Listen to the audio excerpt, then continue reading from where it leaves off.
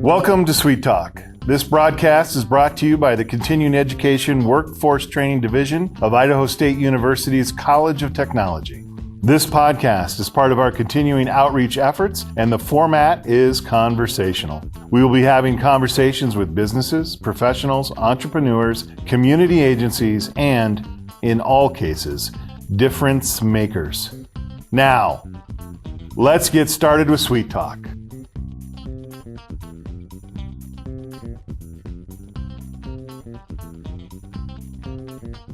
Hello, everyone. This is Jason Batalden, the Assistant Director at Continuing Education Workforce Training. I've got several people on the show today, but more importantly, I want to welcome back Paul.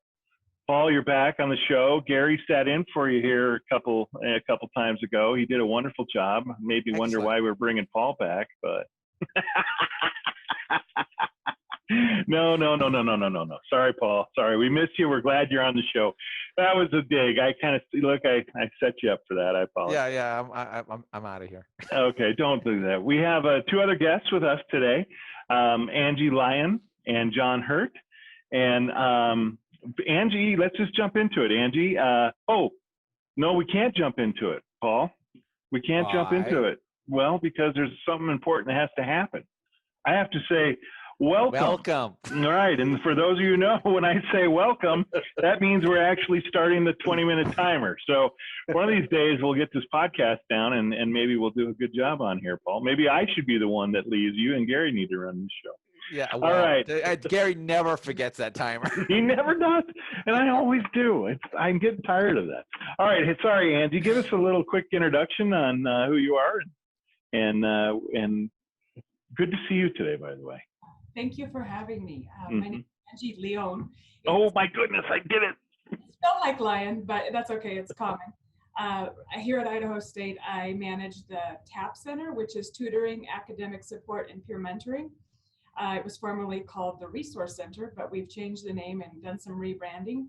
And Jon is is a student at ISU, and he is also a tutor for me. And I'm very excited to have you hear his story. All right. And so, Jon, she kind of gave us your name and kind of what you do, but why don't you just say hello to our audience? And what else do you do besides be a student? I'm a father, husband. I teach as well, but I think I enjoy most just kind of getting through the end of this process of being a student. Being a student. Well, thank you, Jon. Thank you, Angie, for both in here. And that kind of brings us to sort of kind of the premise of this podcast, which is every student has a story. Angie, you not only work at the school, but you are a student or have been a student. Well, no, you're still in your master's program, right? So you are a full-blown student. So, Angie, what is your story? Well, it started up in North Idaho, and I am a non-traditional student. I came from a mother that was 16 years old, and nobody in my family had went to college. So I was the first person in my family to go to college. I went to North Idaho College, and then graduated from there, and then continued on and went to a surgical technology program at Boise State, which was a CTE program, which is Career and Technical Education. Graduated from that program, worked in the field in the operating room for many years, and then became an educator at Boise State in 2010. And then eventually that became CWI and all the technical programs. And so then I worked at CWI for many years. And then I got my bachelor's through Idaho State University and in workforce training and leadership. And now I am working on my master's in human resource development here at ISU, and I'll graduate in May.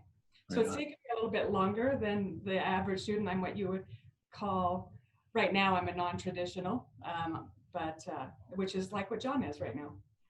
Right on. So Angie, that's a condensed version of the story.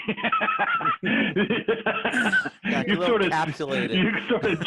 You sort of, I mean, obviously, and I appreciate that, and we'll probably talk a little bit more in detail as we get going on this, but there were more than just a few obstacles for you, I imagine, to jump through to get to this point.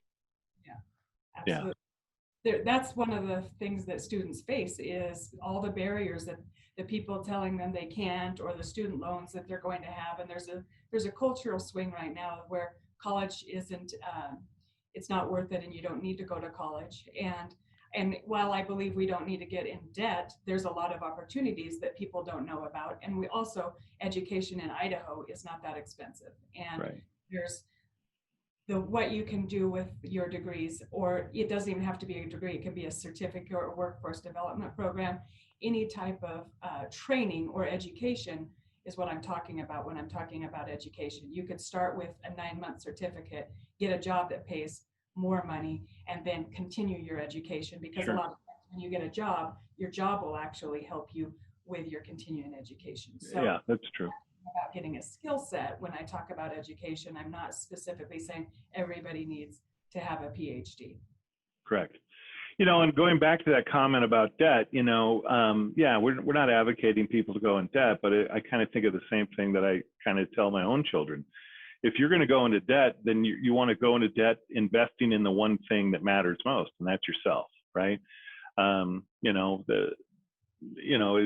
Credit card or all those other debts to go on, but when you're going into debt and you're betting against yourself and the things you can do, to me that makes sense, right? I'm going into debt betting against myself that I'm going to make this worthwhile and thing. And so I appreciate that point of view for sure. So Jon, you're a student too, and you've got a story. And I know in your introduction, husband, father, teacher, instructor, student. So, what is your story? I've taken on quite a bit here in the last almost 4 years. When I decided to come back to school, I was kind of at that point where I think a lot of people get. I know I certainly did several times over throughout my life, with this kind of cycle where you're reaching kind of a point where you just say, I wish I would go back to school and do something more than what I'm doing now. But it keeps you kind of going there, because people have a lot of self-doubt. I know I did.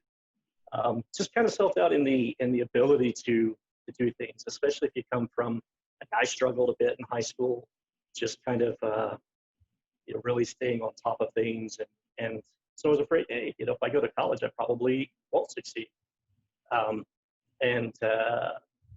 then, of course, like Angie had said, you get a lot of people that come in and say, you don't need a degree to do this. I know I wanted to be a business owner, to work with other businesses, specifically now with accounting, which you do need some education for it to be a public accountant, but definitely not for bookkeeping, which is great for some people.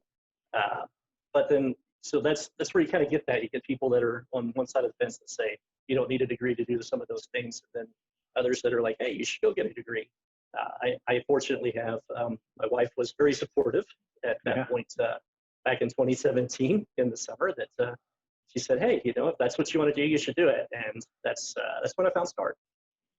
Well, that is, I appreciate that story very much. And I want to go back to something you said though, Jon. Let me tell you what struck with me.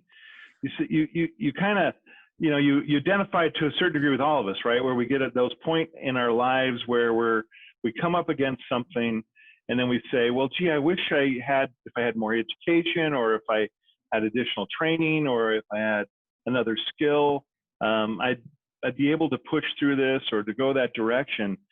And Angie, and again, I'm assuming that's kind of true maybe for all of us, right? To a certain degree, right? That as we have grown and gotten older and in our careers, we come up to those points where we're like, if I want to go to the next level, I need to add this, or what was it specifically? And I'll kind of toss it out to both of you.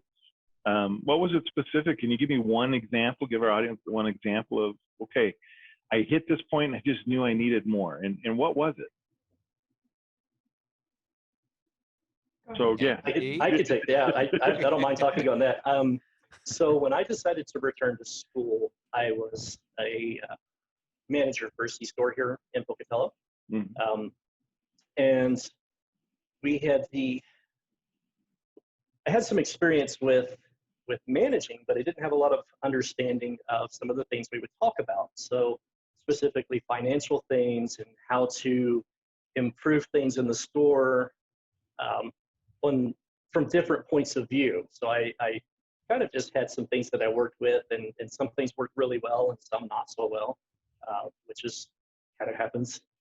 But again, I didn't have some of those additional things that that would have been beneficial for me to continue to move forward with where I was at the time.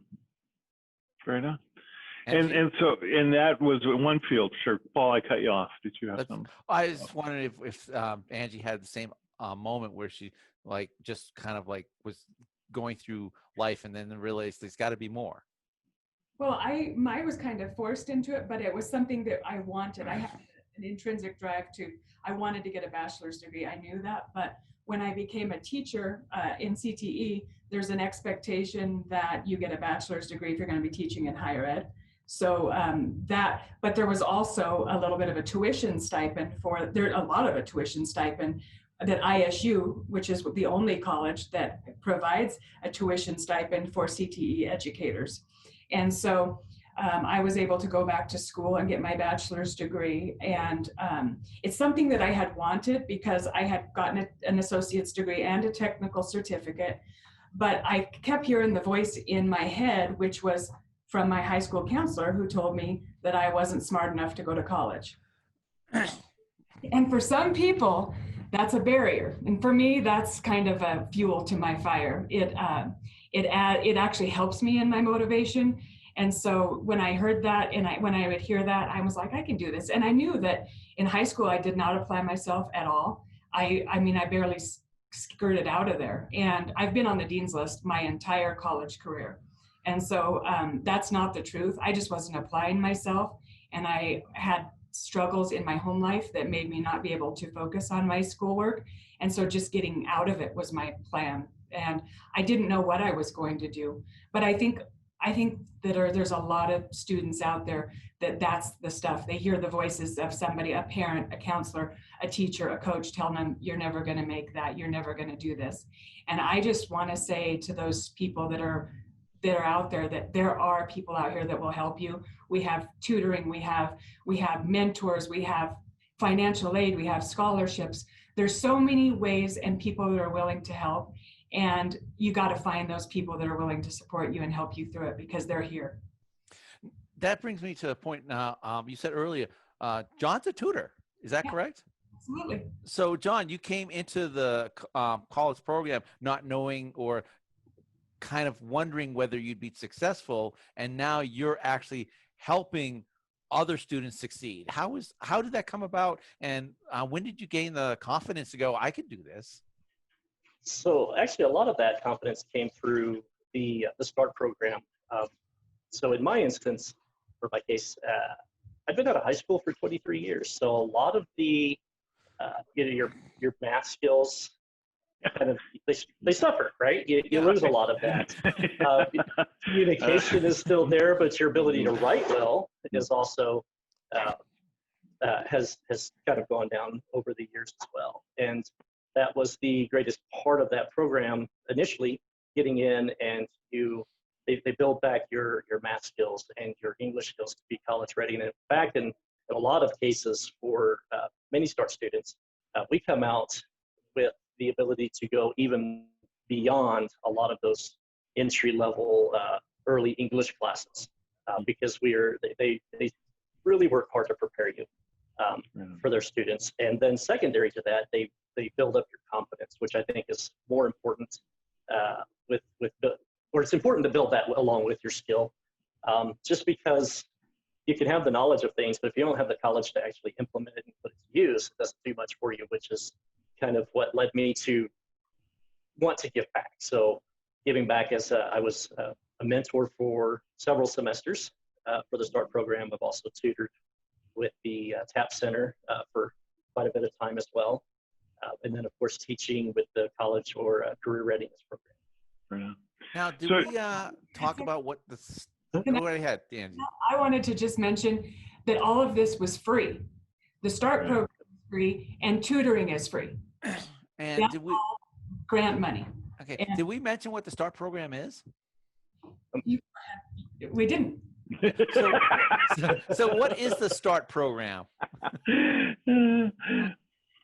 Andy, could you go say that again? John, do you want to tell about the START program, what it is? So, it was a little bit different from my experience because I did a summer boot camp, which we focused mainly on English and math. But typically, they'll have a cohort that's in the fall semesters and the spring semesters that go along with the school. So people get kind of used to how does school work and attending classes on a couple days a week. But they work on their math skills, they work on their English skills, they work on their emotional intelligence, which has been huge these last few semesters. They work on motivation, on building their strengths, and looking at they do SWOT analysis for themselves, and how do they take things as they come and change them to work for them. It's a phenomenal program to get people ready. Go ahead. No. So, you were just about to say, to get people ready for a higher education. The higher education, or even if it's just getting them in with either through college of technology, the lower campus with academic degrees, even if it's a certificate, just it helps them get that kind of over that hurdle and into where they want to be and able to connect to resources. I mean, that's another huge thing. Just knowing through that program with how they help you learn to connect to resources. You build this network of people that just support you all the way through, no matter what choice you make for your future. If you want to go to college, or if you want to do a technical degree, if you want to do a certificate, whatever that may be. And then if they decide to go that route, they have TAP as a support system within that other educational choice. Is that correct, Angie? Yes, that's true. So the TAP Center, which is tutoring, academic support, and peer mentoring, that is funded through Perkins grants. The START program is through the Albertsons Foundation. So that is donations. So basically they have support all the way through, but so they're getting they're creating the network that they need to be successful, and they are gaining self-esteem and confidence in themselves to learn that they can do the things that they didn't think that they could do, or somebody else had told them that they couldn't do. Right. Well, both of you guys kind of hit on a real strong point here, right? Is that, when you make that change, when you decide, okay, I'm going to commit to do this, first of all, there's always that initial concern, apprehension, worry, what can I be successful with this? What happens if I fail? That type of thing. And then of course, I kind of believe that one mantra, success breeds more success, right? That doesn't mean that failure is, you're insulated from failure, but as you begin to be successful in some areas, that you learn how to be successful in other areas. But one of the keys that both of you mentioned was that support. Now for you, John, you said your wife and family, well, obviously very supportive, right?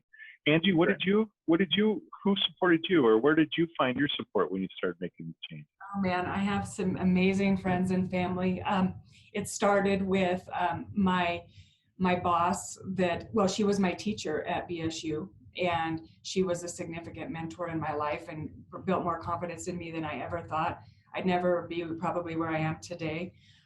She is still the program chair at CWI, and I ended up working for her. So I went through her program, and then I ended up working for her and with her for many years. And it was traumatic to leave. But I had her, and I had friends and family and a husband that was very supportive. And so getting through that, and then going through my bachelor's degree, my husband has been extremely supportive and helpful, and just, telling me that I can do things that I don't think I can do, or sometimes don't feel like I want to do. Right. That kind of brings, go ahead, Paul, sorry. Oh, well, I was going to, you both identify as non-traditional students.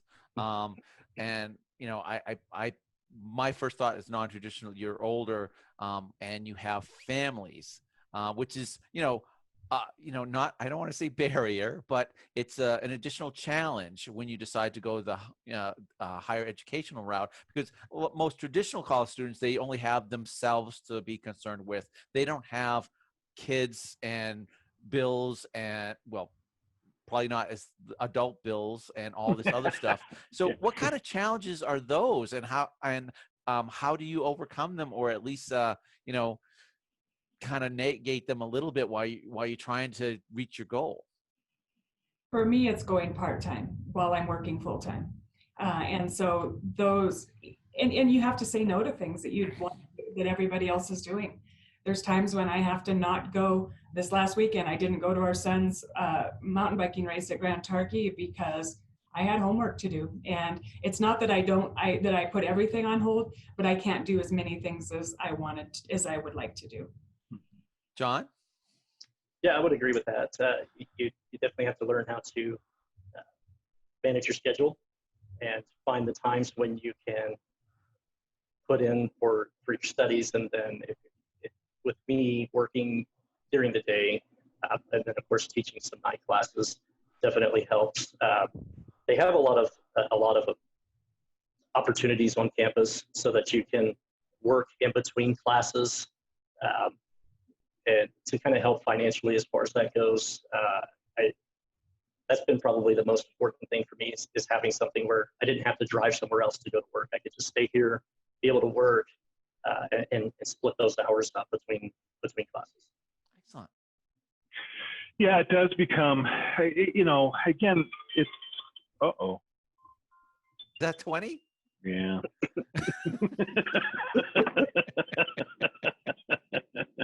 It always sneaks up on you. I know. No, I guess I was just going to make just that real quick comment, right, is, part of becoming that adult process and growing up is being able to set those boundaries and be able to identify priorities and to understand that, things require sacrifice, right?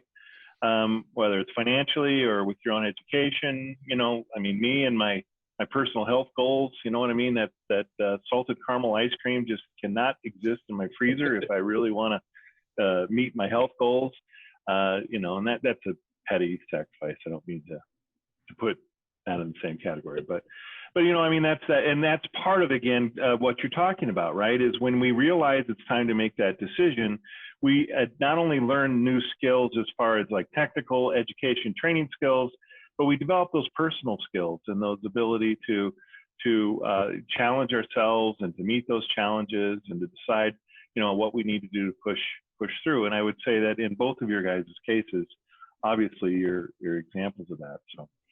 So with that being said, Angie, I know if there's someone out there listening to this podcast right now, and we hope there are, how do those people get a hold of you? How do they get a hold of, and they're saying, I want to do this, I want to get started? Well, they could just start with student services here in the College of Technology. That would be a great place to start because they have amazing advisors.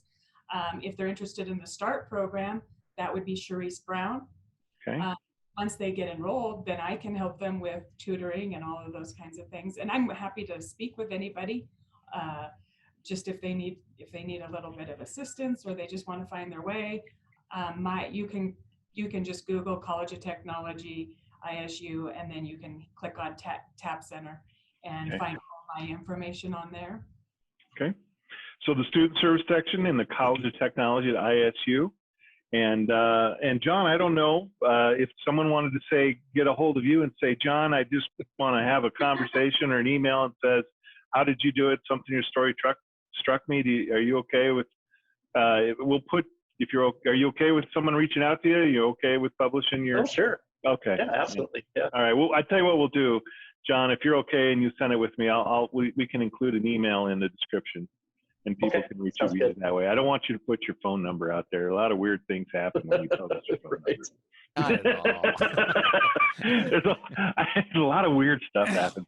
So look, I want to thank you both for being on the show today. And I want to really encourage anyone that's listening that is kind of sitting in that spot going, man, I need something new. I need something different. I've got to go down a new path. I think we have two great examples on the show today. And Angie, through your work, I know you're more than willing to help anyone get started on that. So, so we just appreciate you guys sharing your story. With that being said, again, if you want to reach ISU or the Continuing Education Workforce Training here at the College of Technology at ISU, Paul put up the graphic. He's getting good at the show. So you can email us at cetrain.isu.edu. That is cetrain.isu.edu. You can also call us at 208-282-3372. Did I get it right? I got it right. First time. In 2 years, I've remembered the phone number. That's amazing. Again, I want to thank you guys for being on the show. Thank you very much. Paul, thanks for being on the show today. And you guys have a wonderful day. Thank you. Thank you. Thank you.